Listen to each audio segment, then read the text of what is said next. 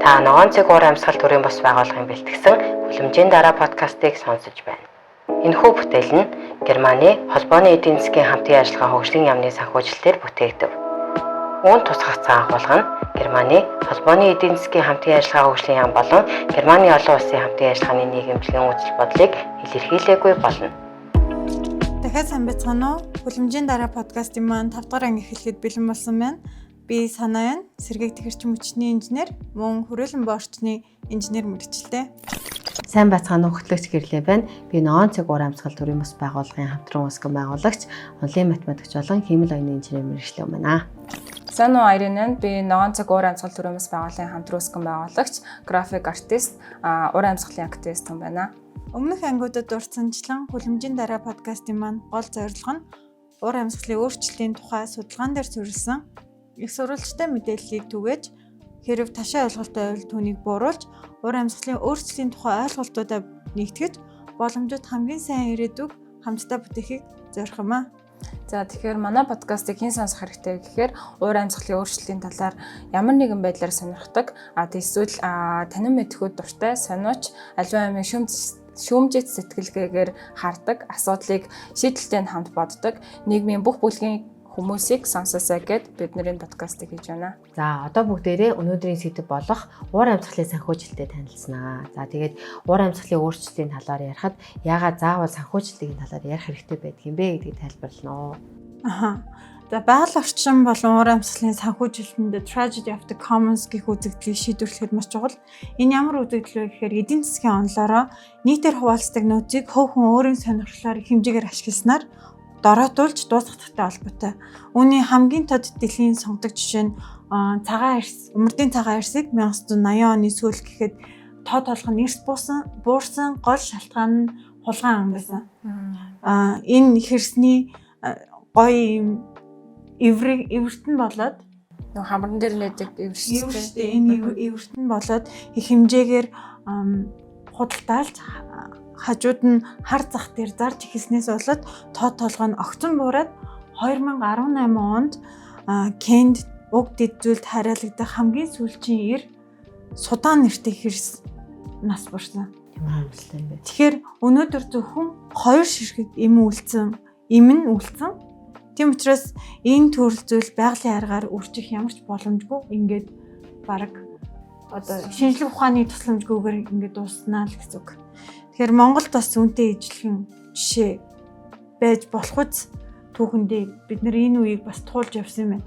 Яагаад гэвэл байгалийн зэрлэг амьтдыг хамгаалах нийгэмлэг буюу WCS-ийн Монгол дахь төлөөлөгчийн газраас гаргасан 2006 оны тайланд Монгол улс 1926 оноос 1985 он хүртэл хойд хөрштөө нийт 119 сая ширхэг үслэг эдлэл 13 сая кг агнуурын мах 1.5 сая тонн хандгаан ивэр нийлүүлж дунджаар 1 жилийн дотор 3.5 сая амьтан худалдаалж байжээ гэж дурдсан байдаг. Тэгэхээр 60 жилийн хугацаанд жил болгон 3.5 сая амьтан. Тэгэхээр бид нар маш их хэмжээгээр бас байгалийн зэрлэг амьтдыг экспортод гаргаж ирсэн. Тийм ч учраас одоо тод толгой нь маш цөөхөн үлдчихэд байгаа шүү дээ. Тэгэхээр энэ амьтны экспорт нь зөвхөн нэг зүйлийн мөхөл биш. Биологийн олон янз байдлын хүн сэргээгдэхгүй дороотол, экосистемийн тэнцвэр алдагдал, аялал жуулчлалын буурал зэрэг эдийн засгийн үр дагавруудыг гинжин байдлаар нөгөө цасан бөмбөлгийн үзэгдлэр үүсгэж байгаа байхгүй юу. Тэгэхээр уур амьсгалын өөрчлөлт мөн бас ижилхэн яаж тайлбарлагдаж болох вэ гэхээр хүлэмжийн ялгаруултыг ихсгэх нь тодорхой цөөн тооны хэсэг бүлэг богино хугацааны ашигт авчирдагч урт хугацаанд дэлхий олон нийтэд ган үер хүнсний аюулгүй байдлын эрсдэл зэрэг асар их зардал авчирч байна.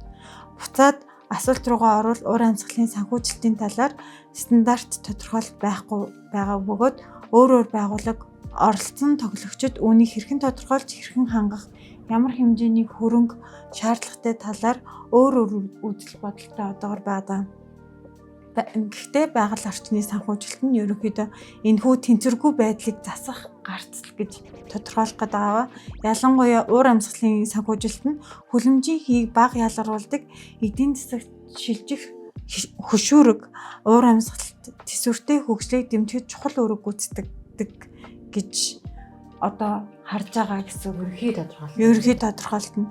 Энэ зөвхөн буйны ажил бид нар сайн сайхны төлөө юм хийгээд байгаа бус ирээдүйн өндөр зардлыг бууруулах, байгалийн хөрөнгө нөөцийг хадгалах, нийтийн өмчийн ирээдүйн хойч үедээ үлдээх хөрөнгө оруулалт эсвэл бас ирээдүйд өгөх эрсдлийн менежмент болж байгаа. Тэгэхээр уур амьсгалын санхүүжилтийг олон чиглэлээр хөрөнгө оруулж болж байна. Тэгэхээр нэгдүгээрт уур амьсгалын өөрчлөлтийн сөрөг нөлөөг бууруулах, сааруулахад чиглэсэн санхүүжилт байгаа. Энэ нь уур амьсгалын өөрчлөлтийн гол шалтгаан хүлэмжийн маш их хэмжээний ялгаруулалтыг бууруулах, улмаар бага нүүрс төрөгчтэй эдийн засагт тэр чигээрээ шилжихэд шаардлагатай санхүүгийн нөөцийг илэрхийлнэ. Жишээлбэл сэргээгдэх эрчим хүч рүү хөрөнгө оруулах, эрчим хүчний үр ашигтай төслүүдэд хөрөнгө оруулах гэх мэтчлэн бидний 1-р ангид дуржиж исэн төслүүдэд хөрөнгө оруулахыг хэлж байгаа. Хоёрдугаарт уур амьсгалын өөрчлөлтөд дасан зохицож чиглэсэн санхүүжилт буюу энэ хүмүүс хот тосгонууд улс орнуудыг далайн түвшинд өсөх одоо Венецийн жижиг далайн арлууд байна те. Эднэрийг живхээс сэргийлэх болон байгалийн гамшигт үзэгдэл илүү их тохиолдох, цаг агаарын хэв маягт тааваршгүйгээр өөрчлөгдөх зэрэг уур амьсгалын сөрөг нөлөөллийг хамгаалахад шаардлагатай санхүүгийн нөөцийг хэлнэ. Гуравдугаарт алдагдал хохирлын санхүүжилт гэж байгаа. Тэгэхээр аль хэдийн алдагдаад хохирчихсан тохиолдолд бид нар санхүүжилт хэрэгтэй болж таарна. Яагаад гэвэл бид нар буцаагаад тэрийг нөхөн сэргийлэх хэрэгтэй учраас те. Дэлхийд дээрх бүх хүн уур амьсгалын өөрчлөлтийн нөлөөг их бага хэмжээгээр амсаж байгаа. Үүнээс үүдсэн алдагдал хохирлыг бусад улстай харьцуулахад ихээр амсаж буй орнууд тэр улсуудын иргэдийг дэмжихэд шаардлагатай санхүүгийн нөөцийг бид нар алдагдал хохирлын сангаас авах боломжтой байгаа. Гэхдээ тус хөрөнгө оруулалтууд уур амьсгалын өөрчлөлтийн эсрэг шаардлагатай хөрөнгө болон бодит санхүүгийн урсгалын хооронд ихээхэн зөрүү байсаар байна. Яагаад гэвэл бид нар хэдийн хэмжээг байгаль орчиндөө зарцуулж байгаа байлээ. Эсвэргээр бид нар хэдийн хэмжээг хохироож байгаа гэдэг нь дандаа зөрүүтэй байгаа да тий. Би уур амьсгалын өөрчлөлтийн суурь конвенцийн хэрэгжилтийг хангах 2 жил тутмын ил тод байдлын тайлангийн дагуу хөгжингүй орнууд 20 он гэхэд хөгжиж буй орнуудад жилд нийлээд 100 тэрбум $, уур амьсгалын санхүүжилтэд зориулж төлөвлөлөхөө амлаж исэн ч гэсэн энэ зорилт одоо хүртэл биелэг байгаа. За тэгэхээр сая санаагийн хэлснээр уур амьсгалын санхүүжилтэд уур амьсгалын өөрчлөлтөд тэмцэх зориулалттай төрийн болон хувийн хвшлийн бүх оролцогчдоос гардаг дэлхийн нийтийн түвшинд болон улсууд орон нутгийн түвшинд зарцуулагддаг санхүүгийн нөөцүүд бүгд ордог байгаа.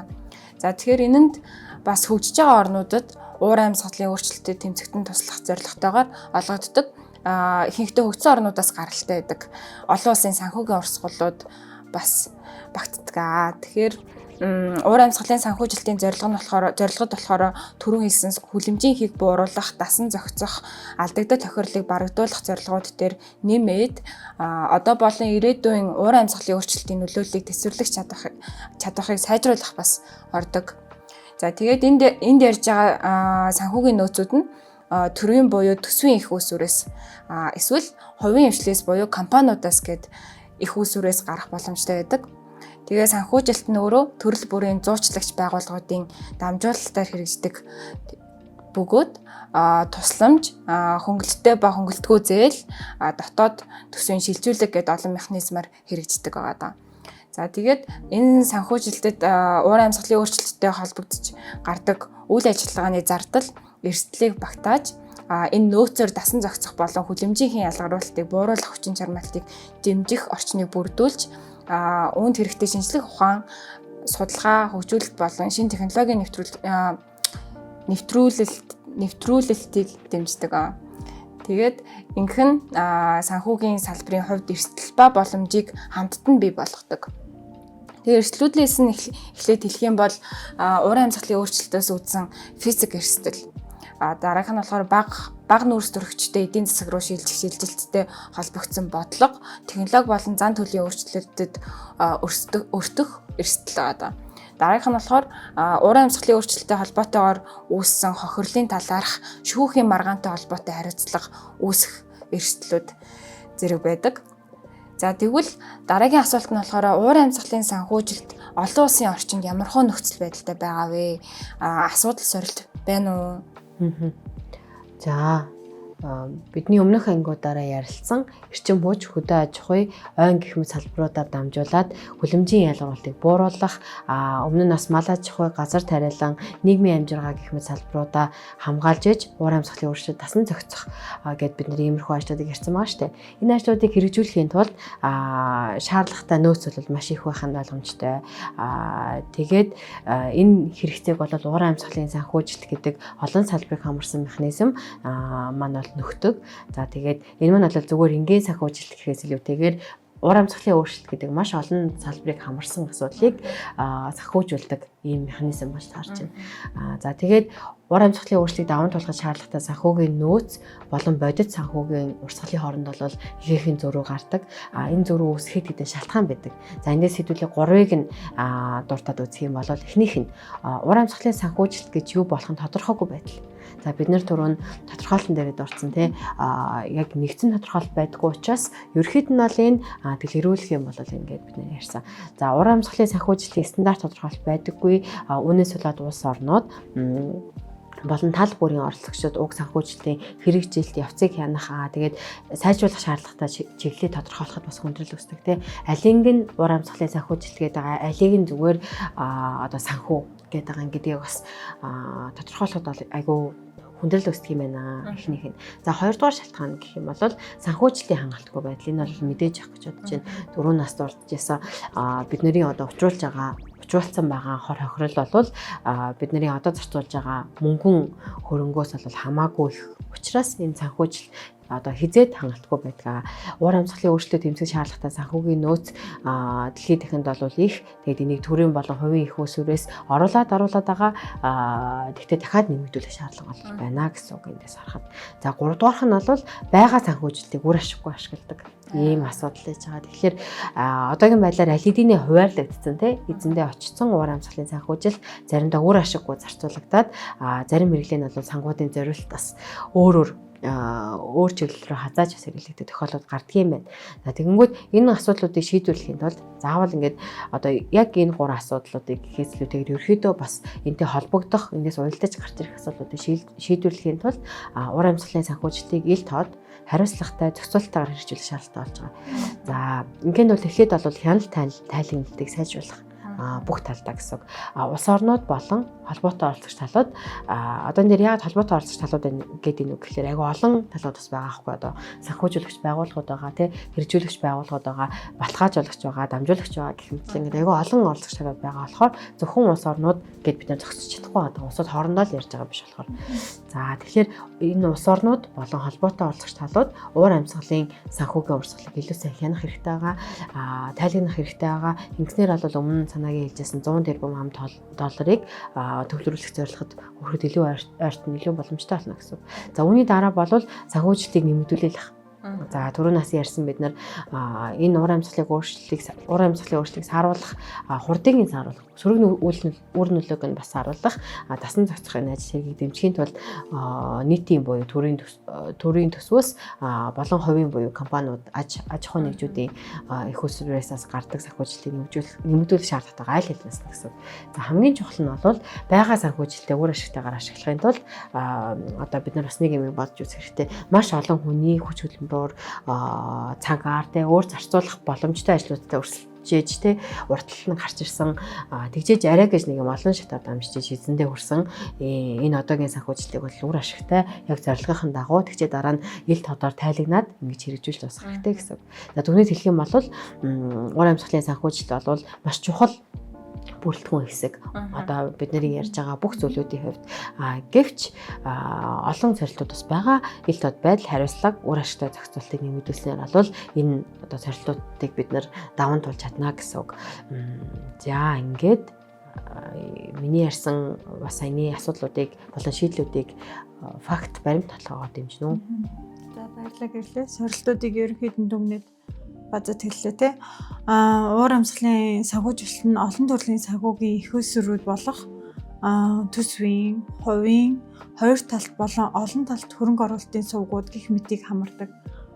Олон улсын уур амьсгалын санхүүжилтөд оролцдог гол байгууллагууд нь уур амьсгалын сан буюу Green Climate Fund, Дэлхийн байгаль орчны сан буюу Global Environment Facility, дасан зохицох сан буюу Adaptation Fund зэрэг багтдаг. Аз намхан далайн бүсийн уур амьсгалын санхүүжилтийн төлөв байдлын тайланд дурдсанаар 18 оноос 19 онд Аз намхан далайн бүс нутгийн нийт уур амьсгалын санхүүжилт 48%-аар нэмэгдэж 142 тэрбум $, 209 тэрбум $-д хүрсэн бөгөөд хөгжлийн санхүүгийн байгууллагууд буюу Development Finance Institution-ууд 241.7 тэрбум $-ыг нэмсэн нь нийтийн санхүүжилтийн 68%-ийг бүрдүүлж байна. Эдийн засгийн хамтын ажиллагаа хөгжлийн байгууллагын цэвэр эрчим хүчний холимог санхүүжилтийн зааврын дагуу худалдааны буюу commercial санхүүжилтийг төвлөрүүлэх нь холимог санхүүжилтийн арга хэмжээнд чухал бөгөөд хөнгөлөлтөө санхүүжилтийг үнэлэхдээ зах зээлийн хохирохгүй байх шаардлагатай гэж дурдсан байдаг. Уур амьсгалын санхүүжилтийн үр нөлөөг үнэлэхдээ эхлээд санхүүгийн экосистемийг зураглан гаргаж их усүрээс нь хүлээн авахч руу хүрэх урсгалыг нь ойлгох шаардлагатай. Үүнд хөрөнгө оруулалтын шалгуур, эрсдлийн профайл болон төрөл бүрийн санхүүгийн их усүрийн онцлог, жишээ нь одоо хөнгөлөлтийн түвшин зэрэг зүйлсийг тодорхойлно гэж хэлсэн байдаг. Уур амьсгалын санхүүжилтийн ач холбогдол нь маш их бөгөөд зөвхөн ялгаруулалтыг бууруулах, дасан зохицох хүчин чармайлтыг дэмжиж зогсохгүй уур амьсгалын өөрчлөлтөөс үүдсэн алдагдал хохирлыг шийдвэрлэх тусалдаг гэж бид нар бас өмнө ярьжсэн. Энэ дээр Нүүбийн уур амьсгалын өөрчлөлтийн суурь конвенцийн холбоотой олон талт уур амьсгалын сангуудыг ашиглах бодит туршлага тайлангаас дурдахад уур амьсгалын өөрчлөлттэй холбоотой хэрэгцээний дагуу олгодог алдагдал хохирлын санхүүжилт нь хүлэмжийн хийн ялгаруулалтыг бууруулах ба дасан зохицох санхүүжилтийг нөхөж дэмжих нэмэлт хэлбэр гэж тооцдог. Дотоодын их усүр зартуултаар нь үүнийг ангилж харвал үндэсний санхүүжилт гэж байгаа. Уур амьсгалын зорилгод хүрэх өнөөгийн санхүүгийн шаардлага нь орон бүрд өөр боловч хөрөнгө оруулалтын түвшин хэмжээний ялгаа ажиглагддаг л да. Мэдээж хэр их хэмжээний хөрөнгөтэй байдлаас нь хамаарж байгаа. Бас улс төрийн нөхцөл байдал бас нөлөөлж байгаа те. Жишээлбэл өмнө дурдсан бодит туршлагын тайланд 21 оны уур амьсгалын санхүүгийн олон улсын нийт санхүүжилтийн 61% буюу 384 тэрбум $, зээлийн хэлбэрээр хэрэгжсэн ба улсуудын төсвөөс гардаг уур амьсгалын санхүүжилтийн зөвхөн 16% нь тусламжийн хэлбэрээр хуваарлагдсан гэжээ. Стандартчлсан тодорхойлолт хяналтын аргачлалын дутагдал нь улс орнуудын хувьд хангалттай санхүүжилтийн төвлөрүүлэхэд хүндрэл үүсгдэг байна. Хоёрт нь болохоор салбарын санхүүжилт. Эхнийх нь болохоор үндэстэн улсаар нь санхүүжилттэй байсан бол хоёрт нь их салбартаа яг ямархуу санхүүжилтүүд боломжтой байгаа юм бэ гэх юм бол эрчим хүч, дэд бүтэц зэрэг гол салбаруудын санхүүгийн байдал нь уур амьсгалын үйл ажиллагааны чухал ач холбогдолтой. Өмнө бас нэрлсэн Аз намхан далайн бүсийн санхүүжилтийн мэдээлэлд 18-аас 19 онд төрийн санхүүжилт 351.8 тэрбум $, төрж үүнээс 98%-ийг нь хүлэмжийн хийн ялгаруулалтыг бууруулахад 8%-ийг нь дасан зохицох ажлуудад зартуулсан байна. Тэсвэрлэх чадварыг сайжруулах, хүлэмжийн хийн ялгаруулалтыг бууруулах хөрөнгө оруулалт шаардлагатай боловч орон нутгийн төсвийн ба хувийн санхүүжилтийн дэлгэрэнгүй мэдээлэл хязгаарлагдмал хэвээр байгаа ч гэсэн төрөний тайланд ерөнхийлөн статистикийг гаргасан байна. Үүн дээр бас нэмэт хэлэхэд уур амьсгалын өөрчлөлтийн хөрөнгө оруулалтын боломжит их усрууд арай дэлгэрэнгүйгээр жагсааж харвал ямар ч гэсэн нийтийн их уср буюу засгийн газрын төсөв, хөгжлийн санхүүгийн байгууллагууд олон талт уур амьсгалын сангууд зэрэг бол орж байгаа. Хувийн их уср буюу энд болохоор компани, бусад төрлийн байгууллагын хөрөнгө оруулагчид, банкуд ялангуяа арилжааны банкнууд орж байгаа.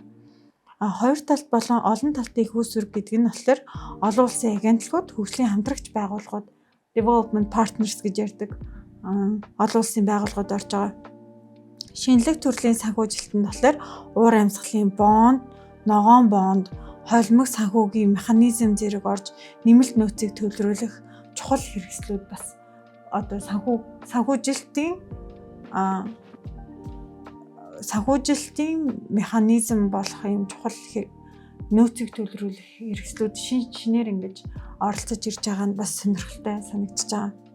Тэгэхээр ер нь харах юм бол бүхэл төрлийн санхүүжилтийн механизмыг бол хэрэгжүүлээд байгаа юм байна шүү дээ. Дан ганцын нь бол зөвхөн хандив хэлбэр гэж хүмүүс ерөнхийдөө хардаг байсан шүү дээ. Тэгэхээр энэ бол юм биш, энэ цэвэр эдийн засагт өөрөө оролцоод эхэлсэн ийм санхүүгийн хэлбэр болчихж байгаа байхгүй тий. Тэгвэл уур амьсгалын санхүүжилт Монголд ямар хон нөхцөл байгаа вэ? За тэгэхээр Монгол улсын уур амьсгалын санхүүжилтийн өнөөгийн нөхцөл байдлыг би дараах хэдэн ажиглалтаар тайлбарлах гээд оролдоод үзье. За нэгдүгürt болохоор Монгол улсад уур амьсгалын санхүүжилт ялангуяа олон улсын их үүсвэрээс гардаг санхүүжилт нэмэгдсэн. Тэгсэн ч гэсэн дотоодын төсвийн болон хувийн их үүсвэрийн санхүүжилтийн талаарх дэлгэрэнгүй мэдээлэл маш хязгаарлагдмал хэвээрэл байгаа. Тэр нь болохоор уур амьсгалын санхүүжилтийн урсгалыг нийтээр нь үнэлэхэд маш хүндрэл үүсгэж байгаа. За хоёрдугаарт болохоор Монгол дахь санхүүжуулагчид нь уур амьсгалын ногоон сан, дэлхийн байгаль орчны сан гэдэг олон улсын уур амьсгалын сангууд байдаг. Тэгээд хөгжлийн санхүүгийн байгууллагууд буюу хөгжлийн банкнууд манад идэвхтэй байдаг нь болохоор Азийн хөгжлийн банк, Дэлхийн банк гэдэг банкуд байгаа. Эдгээр болохоор шаардлагатай санхүүжилтийг зээлээр олгож чухал үүрэг гүйцэтгэдэг манай улсад. За 3 дугаарт болохоор уур амьсгалын санхүүжилт нэмэгдсэн ч гэсэн манай улсад хийгдэх ёстой уур амьсгалын өөрчлөлтийн эсрэг ажлуудыг хэрэгжүүлэхэд хангалттай нөөцийг бид нар бүрэн төлрүүлж ерөөсөж чадахгүй байгаа. За тэгээд энэнд болохоор уур амьсгалын санхүүжилттэй холбоотой нэгдсэн олон улсад стандарт болсон тодорхойлолт хяналтын аргачлалын дутагдал багтдаг нь. Тэгээд энэ үр дүнтэй санхүүжилтийн их үүсвэрийг тодорхойлох тэгээд авахд маш их садуулдаг. За тэгээд дөрөвдүгürt болохоор Монголд хэрэгждэг уур амьсгалын санхүүжилтийн гол чиглэл нь хүлэмжийн ялгаруулалтыг бууруулах болон дасан зохицох хүчин чармайлт төлөрдөг бөгөөд дэлхийд дахины уур амьсгалын өөрчлөлтийн талаарх үүрэг амлалтуудтай ерөнхийдөө утгаараа нийцж идэг. Сайн байна шүү дээ. Тийм. Нийцж яана гэдэг нь болохоор заримдаа амлсан ажлууд цаг хугацаанд багтдаггүй сааддаг, хойшилдог. Тэгээд зарим амлалт зорилтууд амбиц муутай. Тэгээд хэрэгжилт бүрэн биш ч гэсэндээ манай Монгол улс уур амьсгалын өөрчлөлтийн эсрэг арга хэмжээнд тасралтгүй маш идэвхтэйгээр оролцоор байгааг хэлж байгаа. Нийцж ийн гэдэг нь болохоор. Тэгээд тэгсэн ч гэсэндээ энэ хөрөнгө оруулалтын үр нөлөөг тасралтгүй үнэлж зорилтод үр дүнд хүрч байгаа эсхийг нь баталгаажуулах шаардлагатай шүү дээ. Тэгээд ерөнхийдөө эднэрийг дүгнээд хэлэх юм бол Монгол улс уур амьсгалын санхүүжилтэд ахиц дэвшил гаргаж байгаа ч гэсэн санхүүжилтийн үр ашгийг нэмэгдүүлэх хүртээмжийг сайжруулахын тулд шийдвэрлэх шаардлагатай маш томоохон сорилтууд байсаар л байгаа. За тэгээд гэрлээ миний саяны ярьсан зүйлүүд дээр фактуудыг хэлээрэй. Баярлалаа Ирэн. Баярлалаа санаа. За Монгол улсын өмнөх буюу 2020 оны NDC дээр ямархуу зорилт урсныг бас хэдүүлээ харцгаая. За манай үндэсний хэмжээний тодорхойлсон хувь нэмрийн зорилтод тусгагдсан арга хэмжээнүүдийг хэрэгжүүлэхэд одоо бүх арга хэмжээг нь удаан хугацааны арга хэмжээнүүдийг хэрэгжүүлэхэд шаардлагатай санхүүгийн хэрэгцээний урьдчилан тооцоог манай бас хэдийгч тооцож явуулсан бэхлээр ойролцоогоор 11.5 тэрбум $, бөгөөд үнээс 6.3 тэрбум хөлөмжийн ялгаруулалтыг бууруулах сааруулах арга хэмжээнд 5.2 тэрбум дасан зохицох арга хэмжээ зориулагдана гэсэн мэт. Тэр ингээд нэг зүйл асууж уу те. Тэгэхээр бид нарт хэрвээ 11.5 тэрбум $, байх юм бол бид нар одоо энэ болоод байгаа асуудлуудыг бүгднийг шийдэх боломжтой. Бас их тийм биш. Бас их тийм биш. Яг тэгэхээр манай улсын өөрийн зорилт одоо 20 онд болохоор тийм ч бас амбицтай байгаагүй түрүүний хэлний хэслэр тий. Бид нар болохоор хөлөмжийн хийний ялгаруулалтынхаа 22.7%-ийг нөхцөлгүйгээр бууруулах боломжтой гэж хамласан. Тэгэхээр энэ 11.5 тэрбум $, гэдэг чинь одоо маш их мөнгө шүү дээ тий. Дэлхийн одоо уур амьсгалын санхүүжилтөд харьцуулсан ч гэсэн бас өндөр тоо байлаа. Тэгэнгүүт тэр маань бол энэ их мөнгө маань бол яг бидний уур одоо хөлөмжийн ялгаруулалтын 20.7-г бүрэн багасгаад дахиад дээрэс нь шингээлтийг бас амлсан ёсороо гүйцэтгээд дахиад дээрс нь тасан зохицох зорилтууд одоо нөгөө нийгмийн хамгааллын газар тариалан мал аж ахуйн чиглэл ингээд маш олон янзын бас салбаруудад бол энэ одоо энэ урьдчилсан тооцоо бол орж байгаа гэсэн үг. За тэгвэл Монгол дахь уур амьсгалын санхүүжилтийн өнөөгийн байдал бол дэлхийн техниктай адилхан тийм нарийн төвөгтэй олон талтай олон юмнаас хамаарсан байгаад байгаа. Энд бол улсын болон орон нутгийн эдийн засгийн хөгжил, төрийн болон бусад хамаарах байгууллагуудын чадвах, олон улсын хамтын ажиллагаа зэрэг ингээд олон хүчин зүйлсүүд нөлөөлж иж манай санхүүжилт бол бүрдэж байгаа. За зарим баримтуудыг, тоон баримтуудыг ялангуяа дурдъя. Бид нар сая 11.5 тэрбум хэрэгтэй гэсэн бол Нобелийн уур амьсгалын өөрчлөлтийн суурь конвенцийн мэдээллийн санах тоогоор манай улс 2010-аас 16 онд буюу одоо эхнийхээ NDC-г явуулахаас ч өмнө гэсэн үг ч тийм 10-аас 16 онд нийт 14.4 сая $10 уур амьсгалын санхүүжилт авсан байна. Энэ бол 6 жилийн хугацаа тийм удаан хугацаа энэс хойш өссөн. Гэхдээ нөгөө нэг 11 тэрбумтай харьцуулахад маш бага сонсогдож байна тийм үү. Авсан бөгөөд гол их өсвөр нь бол уур амьсгалын ногоон сан дэлхийн байгаль орчны сангууд байсан байна. Гэхдээ энэ хэмжээг тухайн улсын хөгжлийн хэрэгцээд харьцуулах юм бол бага байна гэсэн байна. Одоо суурь конвенцийн мэдээллийн сан дээр.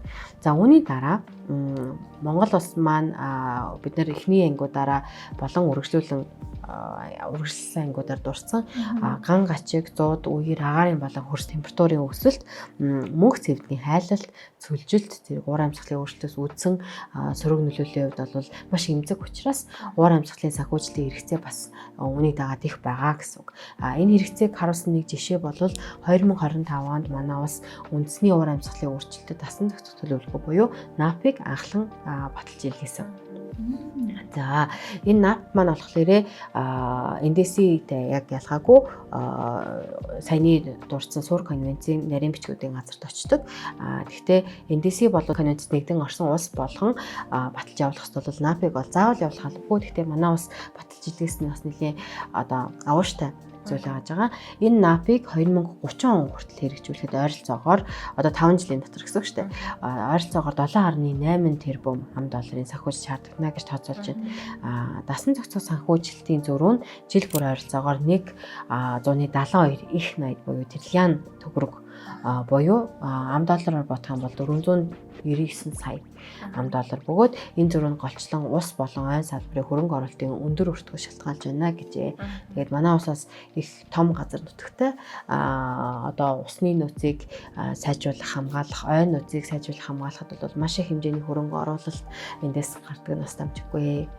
За энэ мэд уур амьсгалын санхүүжилтийг Монгол улс бол Дэлхийн банк, Азийн хөгжлийн банк, Европын холбоо зэрэг олон улсын байгууллагуудаас голдуу уур амьсгалын өөрчлөлттэй холбоотой төсөл хөтөлбөр дээр дамжуулж зээл тусламж байлаар бас бүрдүүлж ирсэн.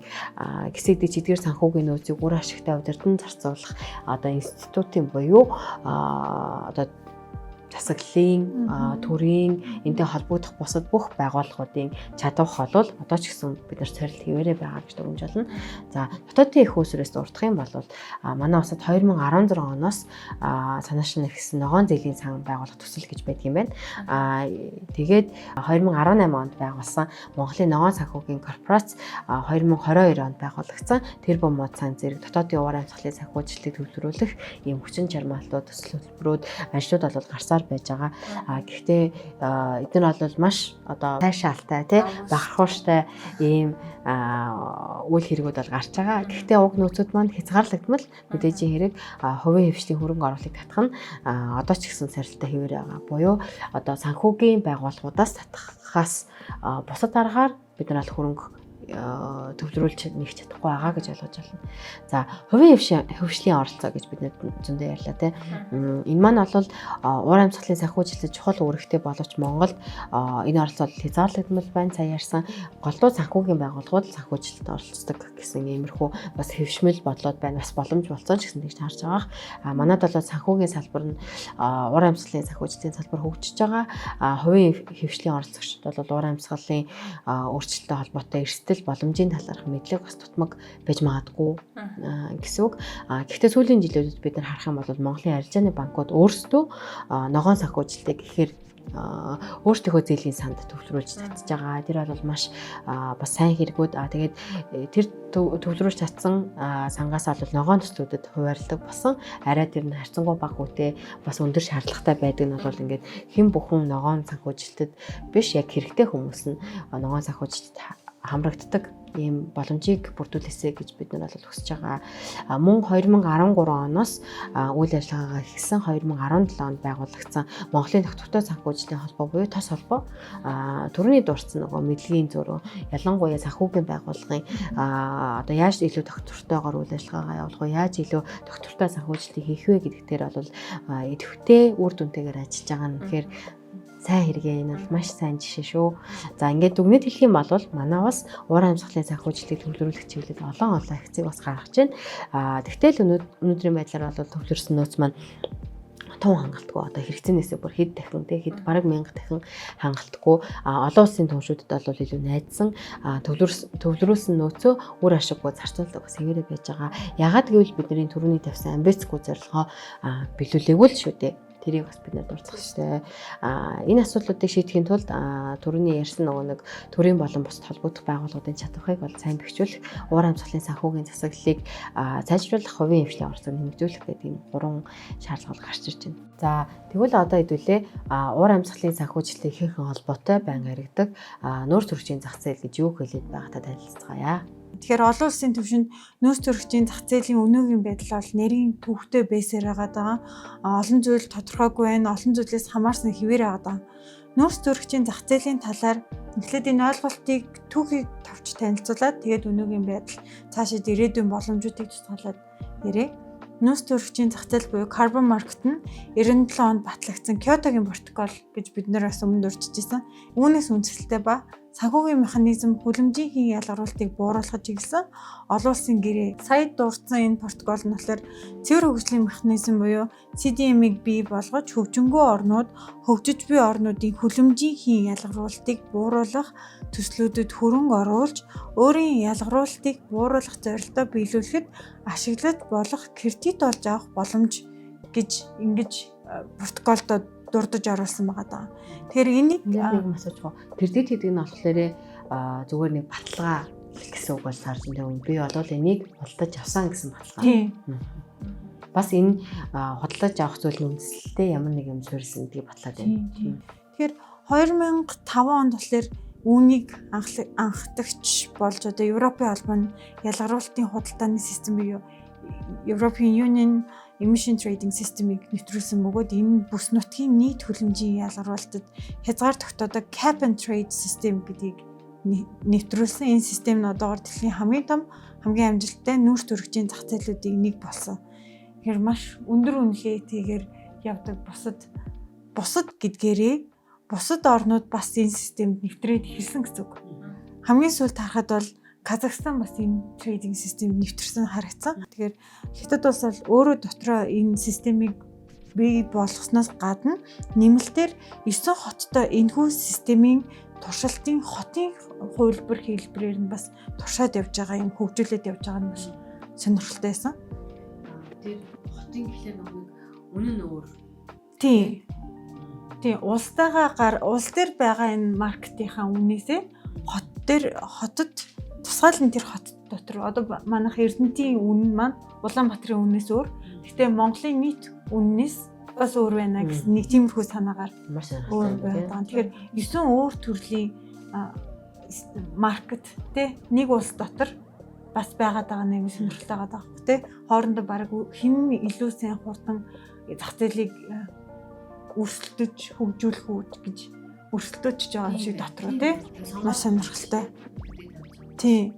Тэгэхээр өнөөдрийн байдлаар нөөц төрөгчийн зах зээл нь улс орнууд болон компаниудад нөөц төрөгчийн кредит худалдаа авах боломж олгодог дэлхийн сүлжээ. Тэгэхээр нөөц төрөгчийн зах зээлийн гол төрөлт болохоор саяны дурдсан Cap and Trade буюу Европын системийн төрөл нь энэ тодорхой бус нутаг улс орон зөвшөөрөгдсөн нийт хүлэмжийн ялгаруулалтад хязгаар тогтоож хязгаараас хэтрүүлсэн компаниуд нэмэлт кредит худалдаж авах шаардлагатай гэж ингэж оруулж өгдөг байгаа.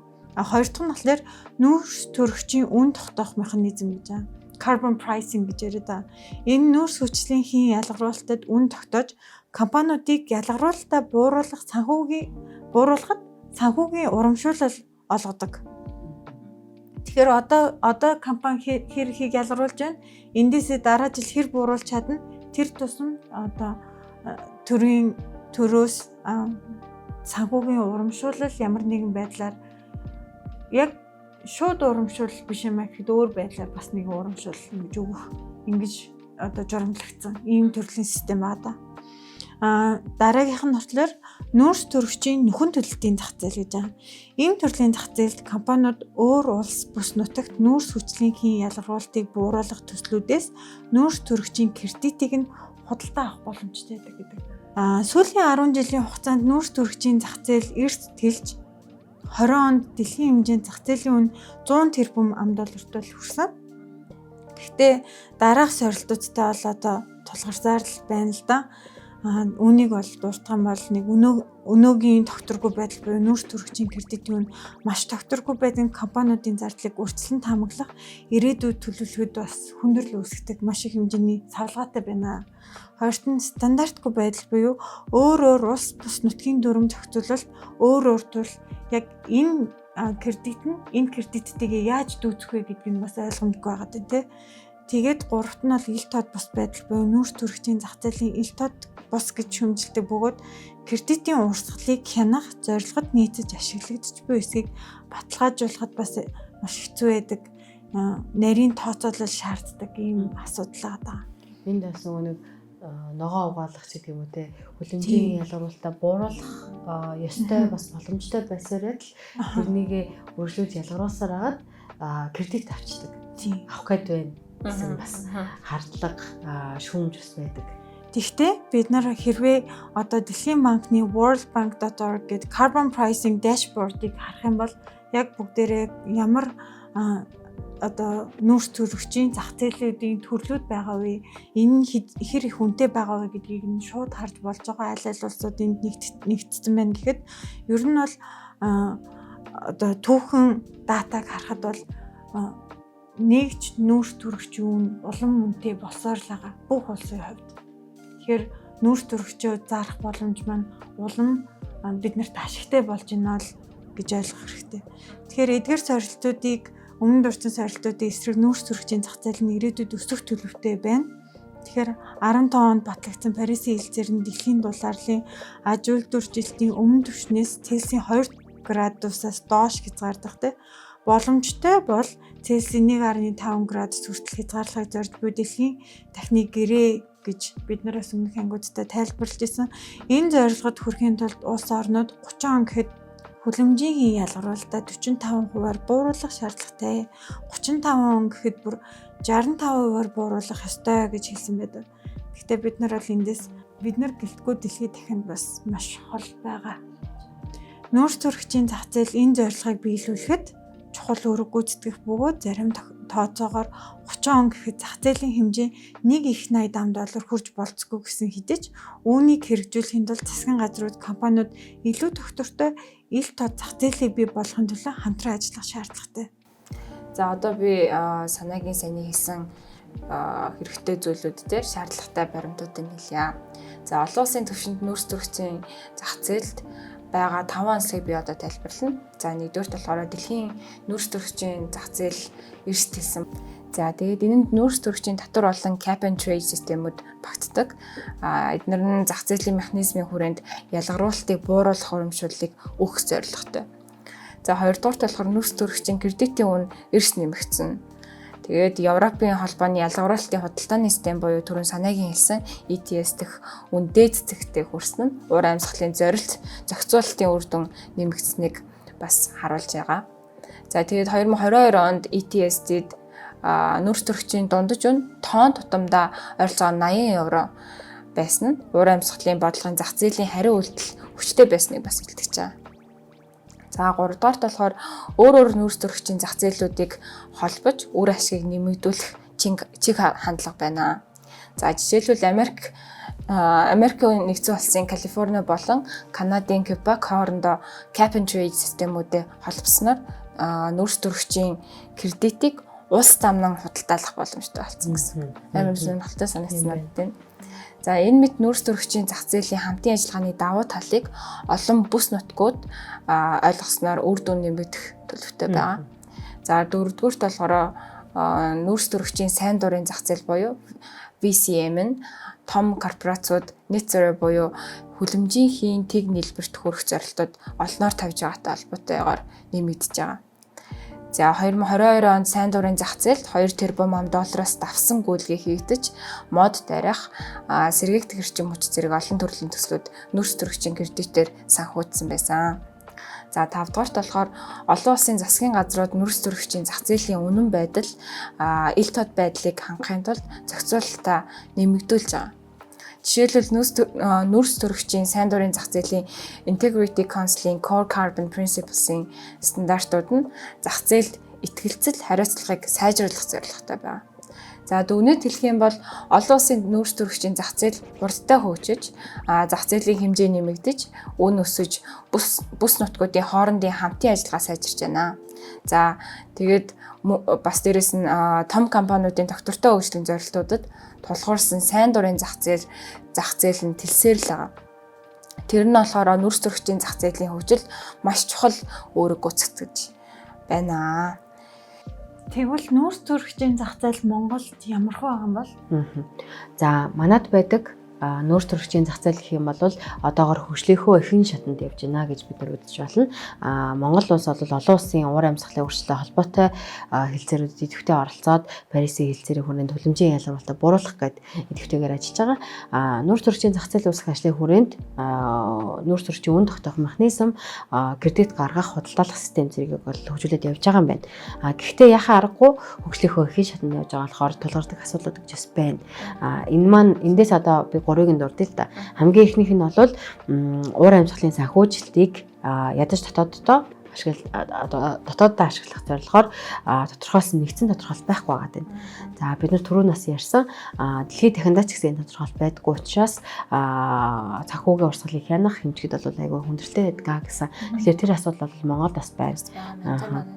Дэлхийн нөөцийн хүрээлэн буюу WRI-ийн тайланд дурдсанаар бол Монголын уур амьсгалын санхүүжилтийн орчин маань нарийн төвөгтэй олон байгууллага оролцсон. Тэгээд үүнээс хамааралтай, хит хамааралтай гэж тэмдэглэсэн байж байгаа. За хоёрдугаарт бол уур амьсгалын санхүүжилтийн мэдээлэл хомс байгаад байгаа.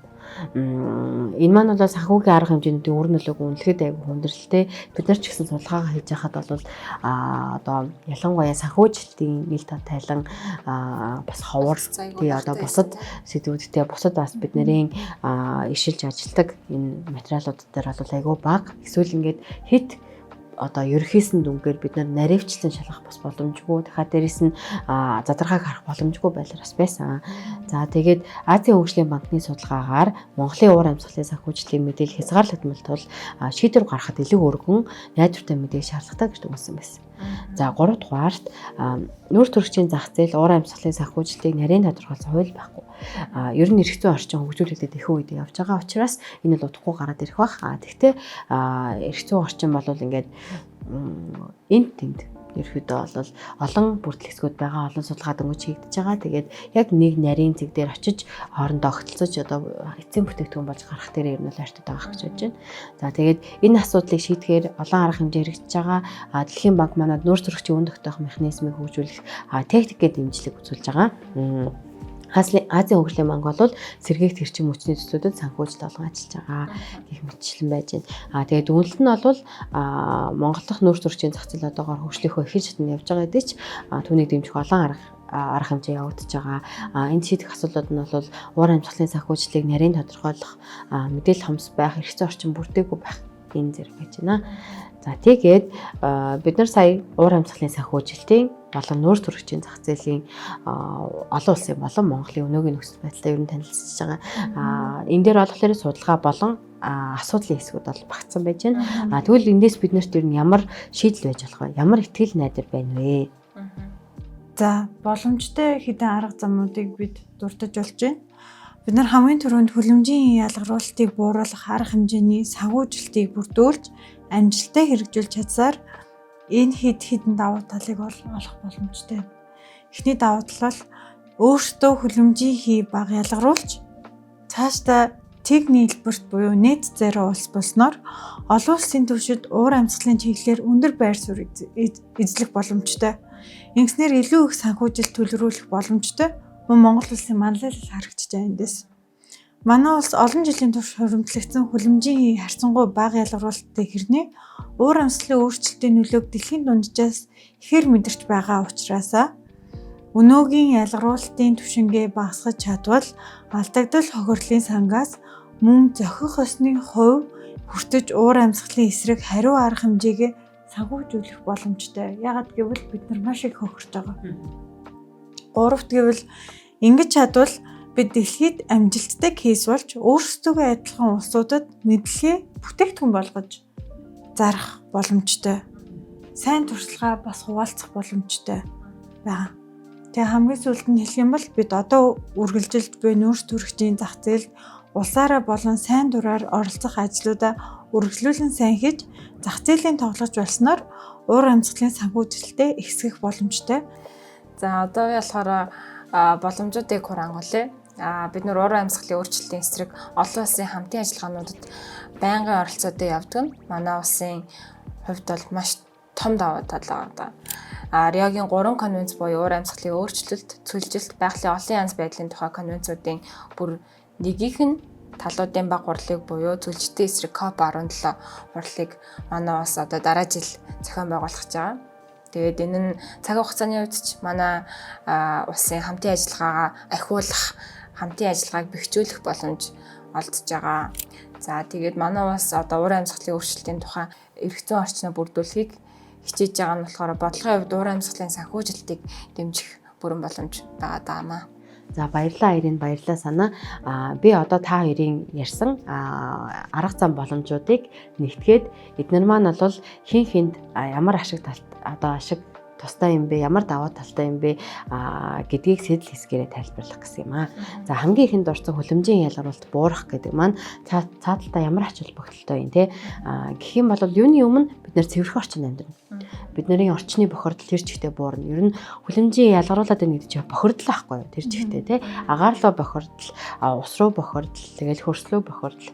Энээс бол одоо өвс ногоо ургана, хоол хүнс ургана, мал амтан энээс идэж байгаа. Тэгээ бид нэр тэгээд эднэртэйгээ хамт амьдарч байгаа болохоор цэвэрхэн агаарт, цэвэрхэн гэр, цэвэрхэн гудамжинд амьдрах боломж бол хүлэмжийн ялгаруулалтаа бууруулаад өөрсдөө бага ялгаруулалттай эдийн засгтай улс болох. За үүний дараа бол зардал багтай. Зардал гэдэг нь болохоор мэдээж хамгийн их нь яригдах хэвээр зүйл бол хүний эрүүл мэндийн амнаас тийм үү. Үүний дараа бол эдийн засгийн хувьд ч гэсэн зардал багтай. Юу гэсэн үг вэ гэхээр бид нар түрүүн ярьсан нэг хүлэмжийн ялгаруулалт нь хэр их байна уу те тэдний чинийгээр их хэмжээний санхүүжилт, уур амьсгалын санхүүжилт шаарддаг. Тэнгүүд бид нар одоо цуглуулж байгаа ер нь санхүүжилтүүдээ хүлэмжийн ялгаруулалтаа бууруулах чиглэл рүү зарцуулаад жигнэсээ бууруулж чадах юм бол бидний ирээдүйд ч гэсэн гарч ирэх одоо ийм цасан бөмбөг шиг те томорч ирсэн хүлэмжийн ялгаруулалтыг бууруулах хэвээр санхүүжилт нь багасна гэсэн. Тэгээд энэ бол зардал багтай олон талаараа. Бас өв уламжлалын хувьд бол энэ аягүй чухал гэж байгаа. Бидний Монгол улсын хувьд байдаг соёл одоо бэлчээрийн мал аж ахуй, бэлчээрийн нүүдлийн мал аж ахуй эрхэлдэг Монгол ард түмний хувьд бол өөрсдийнхөө өв уламжлалыг дараагийнхаа үедээ өвлүүлжүүлэх боломж байна. Дахиад дээрэс нь бэлчээрийн нүүдлийн мал аж ахуйгаа эрхэлж байхдаа өөрсдөө аз жаргалтай, эрүүл энх, аюулгүй тайван сайхан амьдрах бас боломж байгаа гэсэн. Энэ бол хангалттай сэтэл юм шиг байна. Гэхдээ үүнээс цаашаа зөндөө сэтэл байна. За бид нар нэг хүлэмжийн ялгаруулалт багтаа эдийн засаг руу шилжиж чадах юм бол те нэмэгдсэн статус гарч ирнэ буюу олон улсын түвшинд бид нэр илүү их хүчтэй юм ус болоо гэсэн. Тэгвэл энэ маань бол илүү тийм одоо дарангуулах, давших утгатай ерөөсөө биш. Бид нар яах вэ гэхээр улс төрийн хувьд бол манлайл үзүүлэх боломжтой манлайлалтаа одоо нэг хөгжингүй улсууд л хөгжиж байгаа улсууд руу зөвхөн санхүүгээ явуулдаг байсан бол тэдний ер нь бол одоо эцсийн зорилго нь зорилго маань бол улсууд маань өөрсдөө эрүүл ногоон дахиад дээрээс нээлттэй доктортой байдлаар хөгжөөд өөрсдөө өөрсдийнхөө хэрэгцээг хангаж чаддаг болно гэсэн. Тэгэнгүүт ингээд одоо хөгжиж байгаа улсууд одоо бас хөгжиж байгаа улсуудтайгаа нэгдэж хоорондоо хамтын ажиллагаа хийгээд нэгэндээ манлайл үзүүлэх бас боломж байгаа. Тэгэхээр бид нар бас энэ хөгжиж байгаа хоорондын манлайллыг бас нэлээд идэвхжүүлж өөртөө оролцох боломжтой юм гэсэн. За энэ нэмэгдсэн статус хоёр дахь тал дээр бол эдийн засгийн хувьд ач холбогдолтой. Түрүүний ярьсан алдагдал хохирлын сангаас бид нар өөрсдийнхөө зохиосны хувийг хүртэх эрхтэй болно гэсэн. Тэгмүүд дэлхийд дунджаараа одоо хэд орчим дулаарчсан байгаа лээ. Тэгмүүд манайх болохоор дэлхийн дулаарлаас одоо 2.5 гэж бид нар эхний ангиар ярьсан сүүлийн 70-80 жилийн хугацаанд бол бид нөө дэлхийн дулааллын хэмжээгээс илүү ахиугаар дулаарчихсан. Тэгээд үүнээс ургаж гарах уур амьсгалын өөрчлөлтийн нөлөөнүүдийг бол илүү ихээр бид нар мэдэрч байгаа. Тэгэнгүүтээ бид нар түүхэндээ дэлхийн нийт ялгаруулсан 3200-аад тэрбум тонн хүлэмжийн ерөөсө 3-ыг нь ялгаруулсан. Ингээд ийм бага нөлөө үзүүлсэн түүхэндээ. Гэхдээ их хэмжээний хохирлыг амсаж байгаа улс учраас бид нар өөрсдийнхөө л одоогийн хүлэмжийг багасгаж чадах юм бол жилээс жил ялгаруулсан хүлэмжийг багасгаж чадах юм бол бид нар эндээс зохиох ёсны хувиа алдагдал хохирлын сангаас зөвхөн энэ сан биш л энэ чиглэл рүү явах сангуудаас ирээдүйн сангуудаас авах боломжтой юм одоо шудраг байдал гэсэн үг нэхэх боломжтой. Яг тийм гэсэн үг. Тэгмээд бид нэр өөрсдөө эхлээд гэрийн даалгавар хийчихэд дараа нь ийм ажлыг бас санаачлах боломжтой болоод байгаа гэсэн. За нийгмийн хувьд бол бид нар бас зөвхөн импортер биш зөвхөн импорт хийдэг улс биш. Өөрсдийнхөө одоо энэ уур амьсгалын өөрчлөлтөө яаж дасан зохицсон, яаж давж гарсан, яаж санхүүжилтийг ухаалгаар зөв зарцуулж чадсан гэдэг энэ мэдлэгийг бид нар бүтээгдэхүүн болгоод одоо төсөл хөтөлбөр аргачлал мэдлэгийн экспортоос их боломжтой юм. Өмнө бид нар зөндөө дурдсан. Бид нар маш ихээр одоо дэмждэг юм үйл байж байгаа. За тэгээд хамгийн сүүлд нь гэх юм бол нүүрс төрөгчийн зах зээл оролцсноор бид нар яах боломжтой вэ гэхээр одоо нүүрс төрөгчийн зах зээл бол маш олон уур амьсгалын санхүүжилтийн механизмуудын санхүүгийн механизмуудын нэг л хэсэг гэдэг бид нар бол мэдж авсан. Тэгэхээр одоо нүүрс төрөгчийн зах зээлийг жишээ аваад ярих юм бол энд оролцох нь биднэрт тал талын урамшууллын системийг одоо бий болгож байгаа. Хамгийн эхлээд хүлэмжийн ялгаруулалтаа өөртөө багасгах ийм одоо урамшууллын инсентив өгч байна. Нөгөө талаас болохоор байгаагаа хамгаалах, одоо ойгоо хамгаалах гэж байна дараа нөхөн сэргээх, одоо нөхөн сэр байгалаа нөхөн сэргээж, ойгоо нөхөн сэргээж их хэмжээний хүлэмжийн шингээдэг болгосноор бид нүүрс төрөгчийн кредитийг батлаад үнийгээ бас баталгаажлаа зарах боломжийг бол өөртөө олж авна гэсэн үг. За ингээд манай сэтэл хэсэг маань баслаа. За баярлалаа гэрлээ. Баярлалаа Ирин. Ингээд үүгээр манай хүлэмжийн дараа подкастын маань уур амьсгалын санхүүжилт, нүүрс төрөгчийн зах зээл сэдвүүдэд төвлөрсөн энэ анги маань үгээр туслаа. За дараагийн ангиудаар уур амьсгалын өөрчлөлттэй холбоотой бусад салбаруудын нөхцөл байдал асуудал шийдлийг өргөжлүүлэн бид нэр мэдээлэл судалгаатайгаар хамт үндэслэн хүргэх болно. За түр баяртай дараагийн дугаараар уулзцгаая. Баярлалаа. Баяртай. Та ногоон цэг уур амьсгал төрийн бас байгууллагын бэлтгэсэн хүлэмжийн дараа подкастыг сонсож дуслаа.